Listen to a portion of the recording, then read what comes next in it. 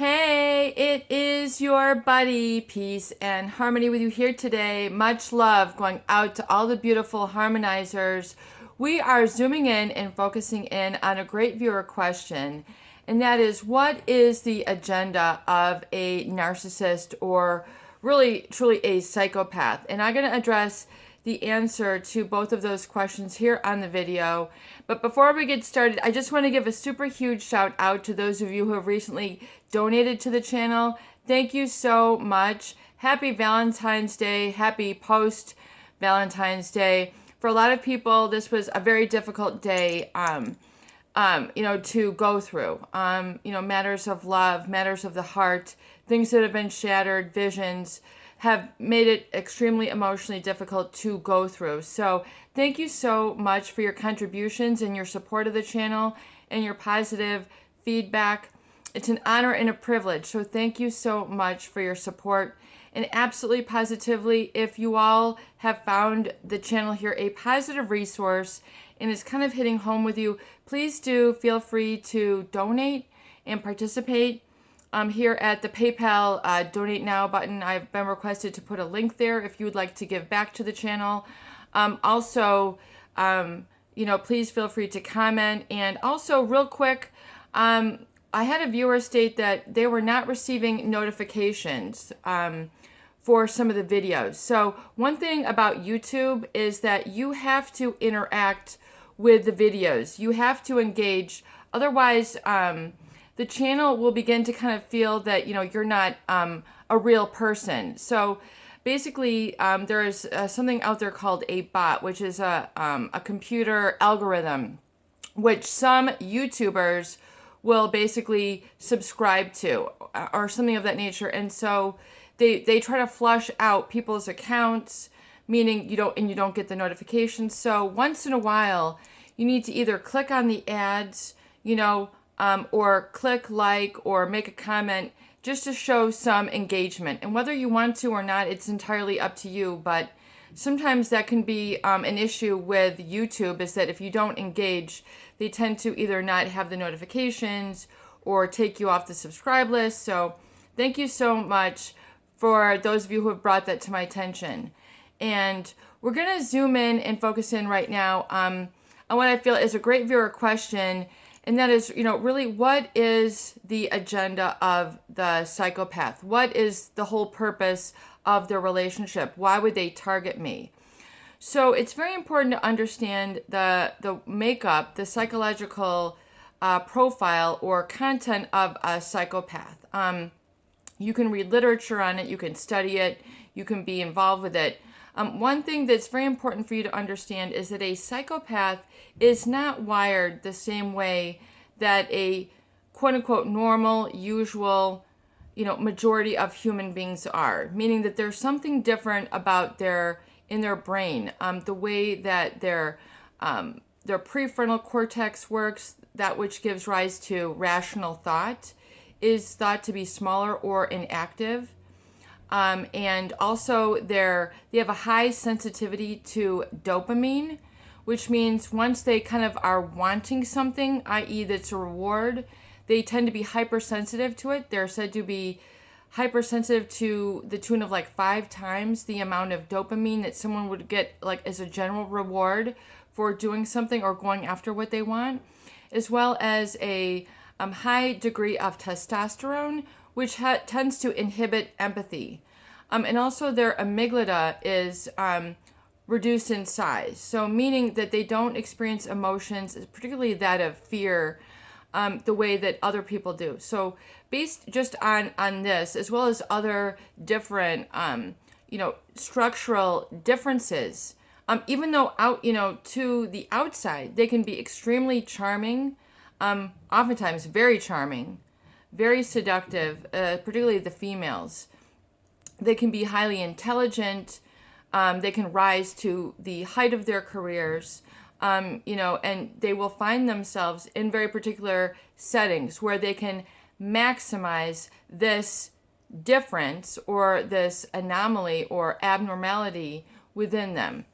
And so this is by no means to be an exhaustive discussion, but it's to answer and address the question, what is their agenda. So given the differences of their psychological makeup, it creates a propensity for them to think, and feel and experience things in a different manner, particularly that of emotion. So when studies have been done and they look at, how psychopaths, particularly those studied in prison settings, in the work of Dr. Robert Hare, a psychologist out of the Wisconsin area, he looked at and studied the reactions of psychopaths to either specific scenes, where maybe someone would be as a bystander, they would want to help somebody, or especially also emotional content to things, especially words. And what he found was that as a psychopath, they were very non-responsive, very non-emotional to scenes that would evoke emotional reaction. For example, if you just saw someone getting hit by a car, you would rush out to help that person generally. I mean, if you were walking right there, you'd probably call the police, you'd do something that is, your fight or flight, that is your emotion to help your fellow man. So the psychopath did not exhibit that behavior. They were more curious. They were more interested. They were more fascinated. And they didn't have that same reaction. And so right there, you can tell that there's a much different experience and perspective that this type of person takes to the world, takes to their everyday world, takes to their everyday relationship, that being of completely non-emotional.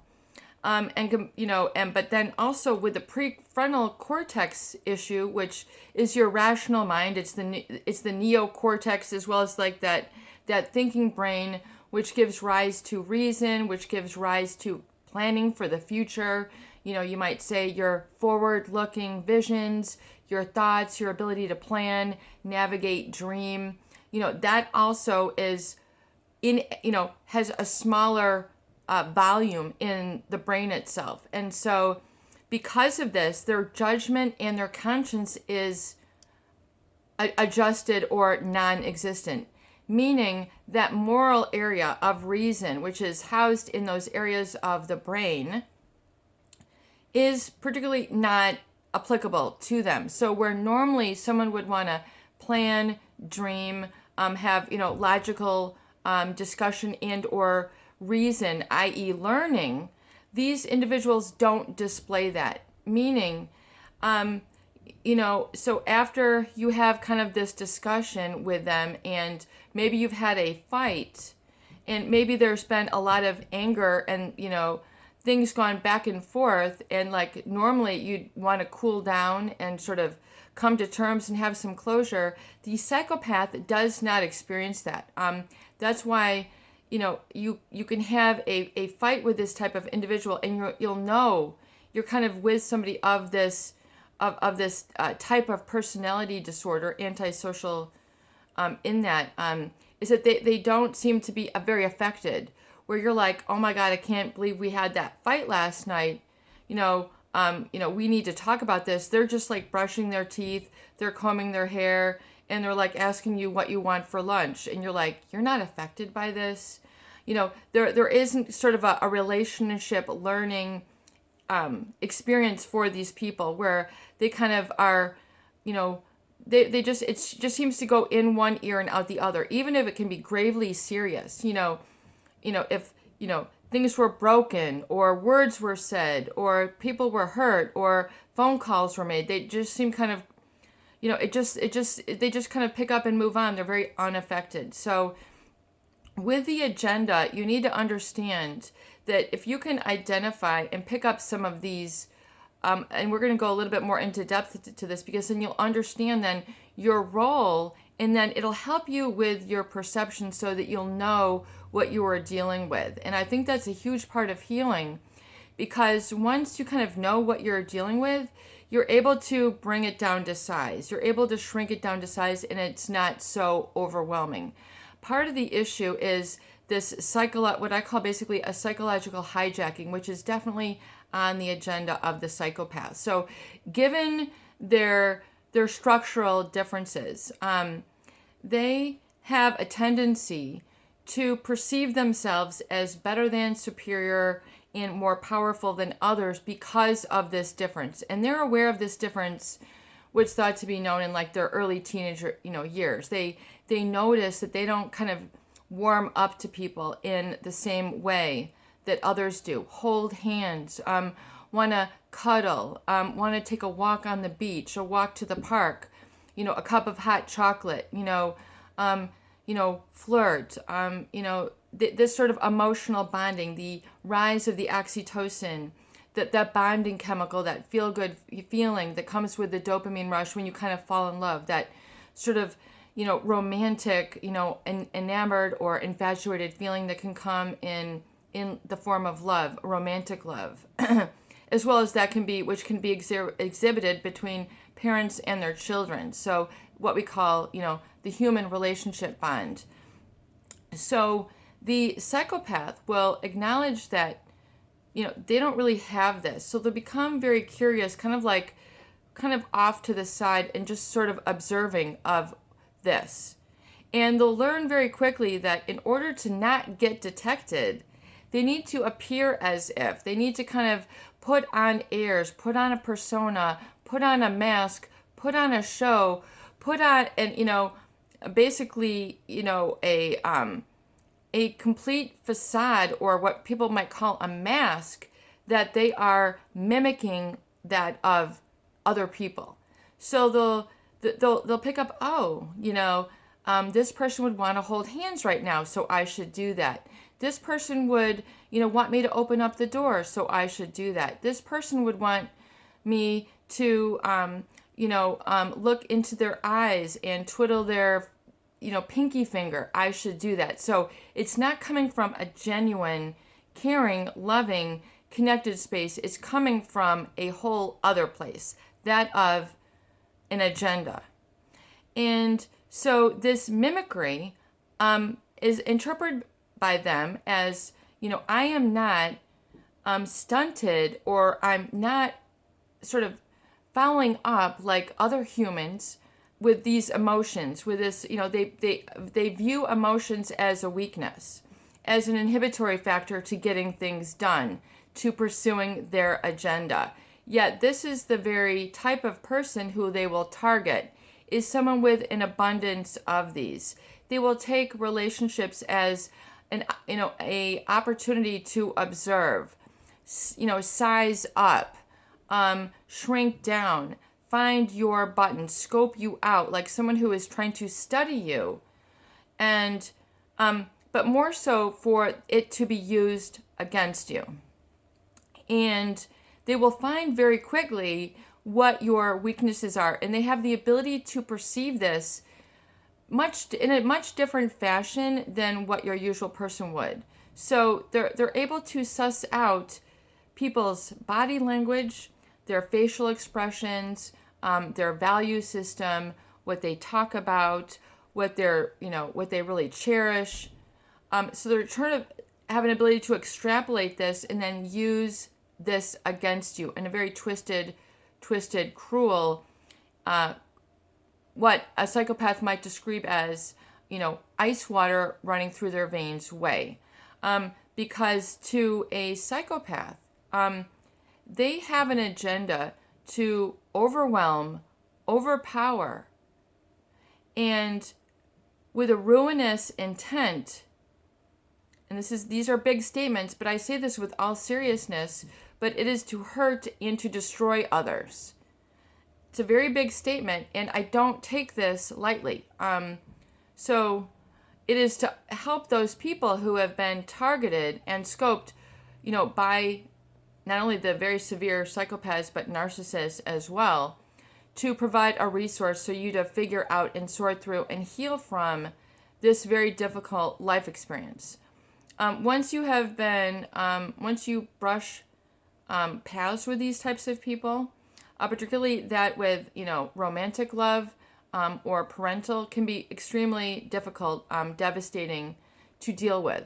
So it is important to understand that these individuals perceive themselves as having a gift of sorts. In other words, a power, a superpower, or something that makes them, better than, in control of. So it gives them the ability to, in a very cold, calculating, deliberate way, outsmart and deceive, and to lie pathologically and malignantly to a degree that most people could not fathom, because most people have a conscience, and your conscience is like the brakes on a car. You'd be like, there's no way I could do that. That would be completely against my morally. That would, it's against the law. I could lose everything. That's against my brother, my sister, my humanity, my country. It's against, you just couldn't do it. You would find it volatile, disgusting, stomach wrenching, too cruel for words. I mean, you physically could not do it. A psychopath, on the other hand, goes, they don't feel anything. They don't feel remorse. They don't feel regret. They don't feel love. They don't feel connection. They don't feel attachment. In fact, they don't really even feel fear. So fear, which is tied, to the that limbic, that fight or flight, is what oftentimes perpetuates a lot of the traumatic bond or psychopathic bond, because one individual who is psychopathic in the relationship is not feeling something that they're able to then to trigger in another. So they're just able to do this and treat others no differently than scooping out ice cream from a container. I mean, they can hurt and maim and physically bring to the brink of exhaustion another in order to get sort of a reconfirmation of this mindset, of this sort of power seat that they have. And they will do this just because, for no reason, other than to juggle things, or usually there's something that they're going to want from the other individual. Information, contacts, a place to live, data, somebody to fill their time, sex, someone who they can hyper arouse, and so who they can control like a puppet. It gives them the giggles, the dopamine, kind of like playing a video game. Someone might you see them doing this all the time or whatever with their joysticks, and I don't play video games, but they're just like really revved up. So, and also I feel it's a drive for them to see if they can feel something. So they're kind of waging this like little bit of battle within themselves. In other words, what way can I try to feel my heart beating a little bit more, or really kind of pep myself up so I can feel something, whether it's fear, whether it's, people who have, they tend to have double lives, which means, on the one hand, they can pretend to be in a relationship or courting somebody, a fiance, who they've given a ring to, and then, have pictures around the house and talking about our house, our couch, our kids, all faking it all the while, and going so far as to getting houses, apartments, furniture, holidays, but then on specific days of the week, they're taking pictures down with, they're reassembling the way the house would look, and then inviting over their second or their third love interest, and then being like, being just going hog wild and, just hyper arousing and manipulating and courting this person, all the while telling life-shattering lies. So I feel that when a psychopath has an agenda, there's something that they want from those people who they are targeting and scoping. So, and who they target are someone who has an abundance of the qualities with which they lack. So if they see, here's someone who's really emotional, very, naive or green or loving or affectionate, is a romantic, an idealist, this is someone who has an abundance of the qualities with which they lack. So here's a perfect person for them to target, someone who is unsuspecting, who can't see through their veneer, who can't see through their mask, who's never encountered someone like that, and who will fall for the charm, the bravado, what I call the Big Kramer, entrance. If you've ever watched Seinfeld, a sitcom where, there's Kramer with like the crazy hair, and he's always like, Jerry, and he's like sliding in through the front door, and he makes this like grand entrance, and everybody like drops everything and is like looking at them, with guard down. That's really kind of the allure that a psychopath will have. There's something neurochemically and physiological that is so different by them that people are oftentimes entranced. And this experience of being entranced is really when that psychopathic gaze sort of sets in. There is what is known as the psychopathic gaze, where it's really kind of like being glued to somebody and you don't know why. It's being stuck, it's being enamored, but you don't, it feels very seductive in nature, yet there's something more going on. There's a way that they kind of contort or twist the energy in the environment, and then it has the ability to change people's perception. It's an etheric energy, etheric meaning from the heart, emotional in nature. There is etheric nature. You can feel it around people. And I've, spoken about this in previous videos. In that just the way, you can walk down the street and go, whoa, that person creeps me out. I'm crossing the street. That's an etheric energy. Or the way you might be attracted to somebody and you go, wow, that person has like a lot of charisma. It doesn't mean that they're psychopath or not, but that is the allure. That is the appeal. That is what is like this drawing, sort of what I would call vacuous or magnetic nature, where you feel this magnetic pull. And often very early in the relationship. And you might have these moments of like awe, or like, this is the answer to my prayers, or this person is the know-all, end-all, be-all to me. This is my everything, my everyone.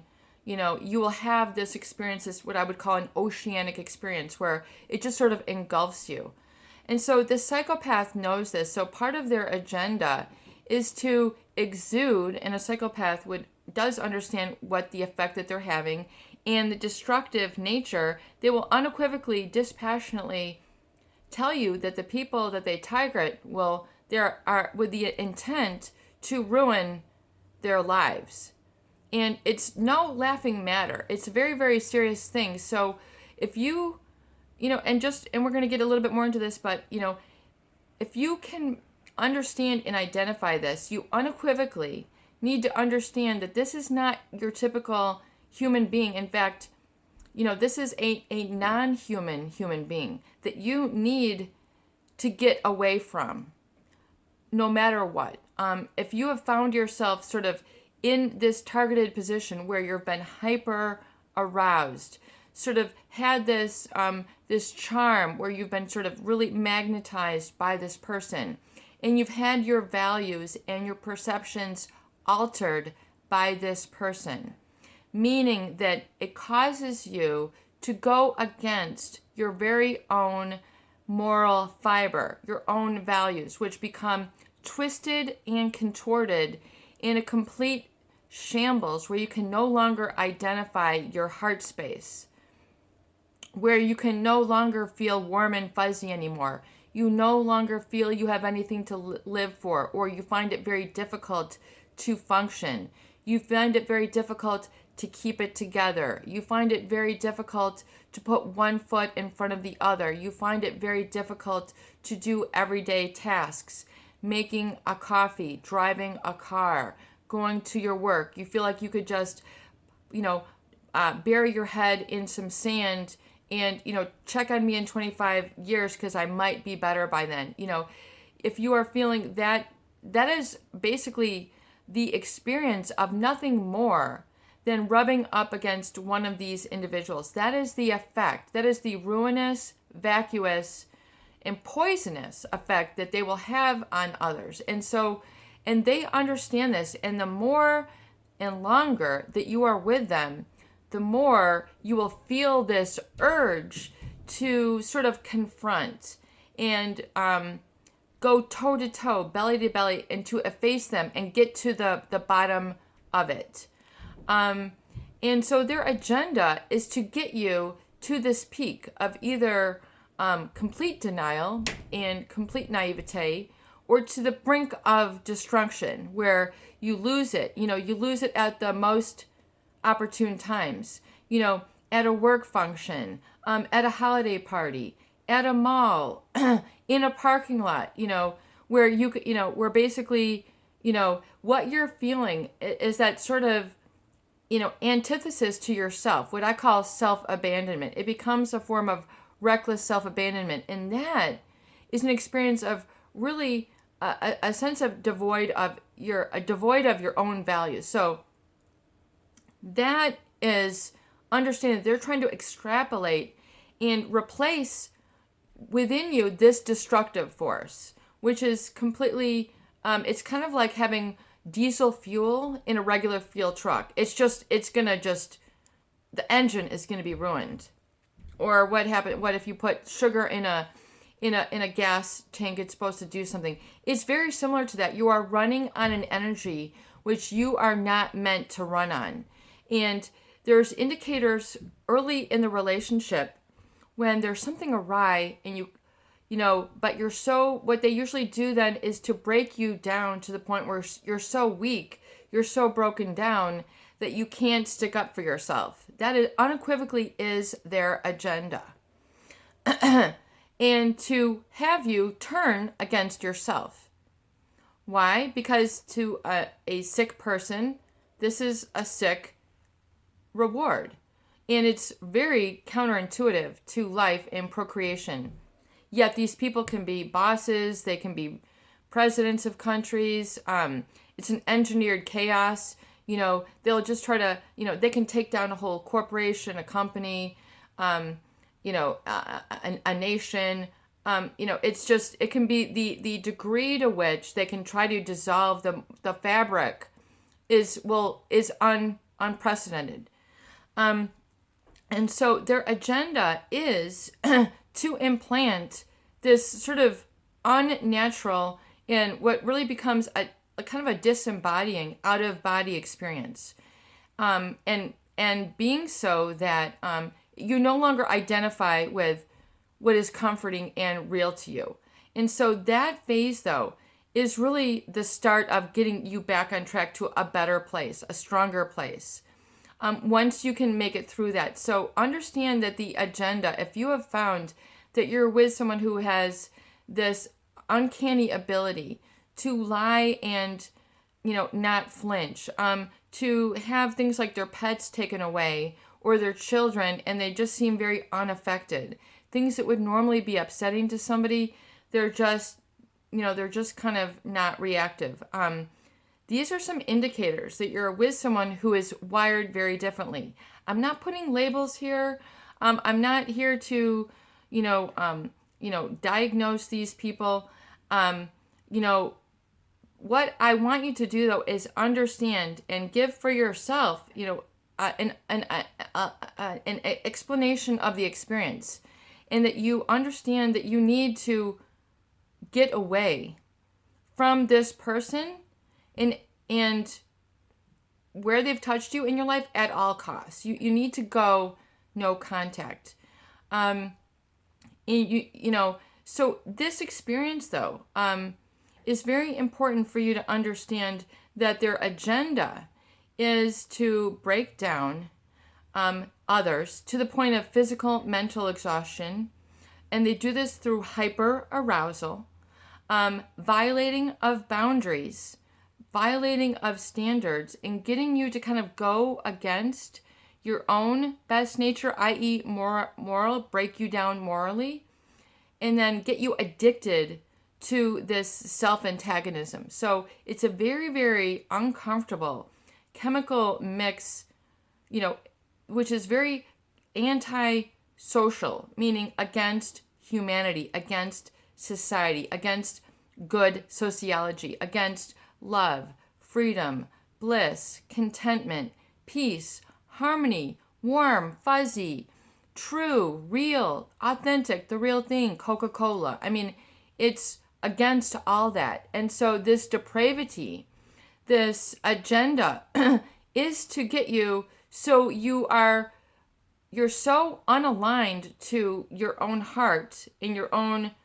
chakra system that they have then replaced it with their operating system, their agenda, which is cold, deliberately a self-annihilating sort of situation. And I know we need to wrap it up, but it's unequivocally important that you say, OMG, I have experienced something of this profound nature, which is not good in origin, and I am now going to just, without closure in discussing it with this person, I'm just shutting it off. I'm just no more. This is the first step to healing, is and not engaging with them ever again, not having conversation, particularly eye contact, particularly texting, emailing, Snapchatting, Instagramming, connecting with others. If they're in your workplace, it's like, I need to move departments. It's that literal. You need to up and out of there at all costs. Like, I want you to take your experience very seriously and to know that, everything is going to be okay. You've got this. You just need to get away. You need to get, them out of your system. And you need to come to terms that I am a warm, loving, caring human being. And you need to repeat these things again and over so that you get to know and reattach to yourself, the very self that they are trying to get you to divorce and go against. There's so much more to this topic, but I know, we need to wrap it up for your focus state. This is your buddy, Peace and Harmony, with you here today. I hope these videos do help. Please share and please subscribe for more great tools, videos, discussion, and support.